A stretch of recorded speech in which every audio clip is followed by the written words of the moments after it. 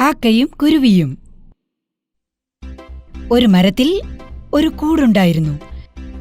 കച്ചിയൊക്കെ ഇവിടെ എവിടെയും വാരി വിതറിയ കൂട് കാക്കയുടെ. വേറൊരു കൂടുണ്ടായിരുന്നു, വലുത്, വളരെ മനോഹരമായി അലങ്കരിച്ചത് കുരുവിയുടെ. ഒരിക്കൽ എന്തുണ്ടായി? ഭയങ്കര കൊടുങ്കാറ്റുണ്ടായി, ഇടിയും മിന്നലും ഉണ്ടായി, മഴയും തുടങ്ങി. കാക്കയുടെ ആ ചെറിയ കൂട് ഒടിഞ്ഞുപോയി. കാക്ക മുഴുവനും നനഞ്ഞു. കാക്ക തീരുമാനിച്ചു, അടുത്തുള്ള കുരുവിയുടെ വീട്ടിൽ പോകാം. കൂട്ടിനകത്ത് കയറി മിണ്ടാതിരിക്കാം. കാക്ക കുരുവിയുടെ കതകിൽ മുട്ടി. എന്നിട്ട് പറഞ്ഞു, കുരുവി ചേച്ചി കതക് തുറക്കൂ. കുരുവി പറഞ്ഞു, കാക്കച്ചേട്ടാ കുറച്ചു നിൽക്കൂ, ഞാൻ എന്റെ മകളെ കുളിപ്പിക്കുകയാണ്. കാക്ക കുറച്ചു നേരം നിന്നു. പിന്നെയും പറഞ്ഞു, കുരുവി ചേച്ചി കതക് തുറക്കൂ. കുരുവി പറഞ്ഞു, കുറച്ചു നിൽക്കൂ കാക്കച്ചേട്ടാ, ഞാൻ എന്റെ കൊച്ചിനെ തുണി ഉടുപ്പിക്കുക. കുറച്ചു സമയത്തിന് ശേഷം കാക്ക വീണ്ടും കതകിൽ മുട്ടി. കുരുവി ചേച്ചി ഒന്ന് വേഗം വാതില് തുറക്കൂന്നേ.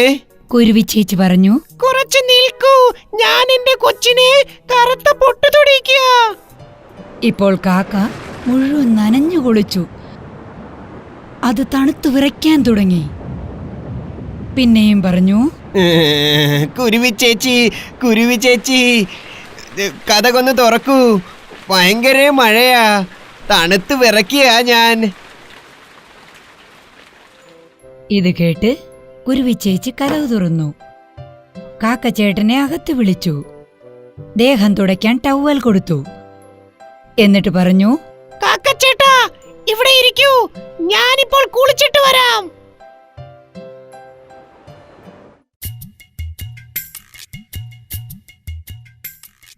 കാക്കച്ചേട്ടന് അടുക്കളയിൽ നിന്ന് നല്ല പായസത്തിന്റെ മണം വന്നു.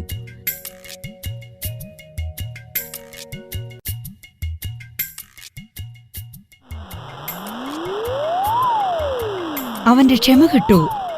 അവൻ എണീറ്റ് അടുക്കളയിലേക്ക് പോയി. നല്ല ചൂട് പായസത്തിന്റെ മണം കേട്ട് കാക്കയ്ക്ക് വിശപ്പ് തുടങ്ങി. പിന്നെന്താ, അവൻ വേറൊന്നും ആലോചിച്ചില്ല. അവൻ പായസം കഴിക്കാൻ തുടങ്ങി. മുഴുവനും തിന്നു. കുളിച്ചിട്ട് വന്ന കുരുവി കണ്ടത് കുട്ടിക്ക് വെച്ചിരുന്ന പായസം കാക്കച്ചേട്ടൻ തിന്നു തീർത്തിരിക്കുന്നു. അതിനൊത്തിരി ദേഷ്യം വന്നു.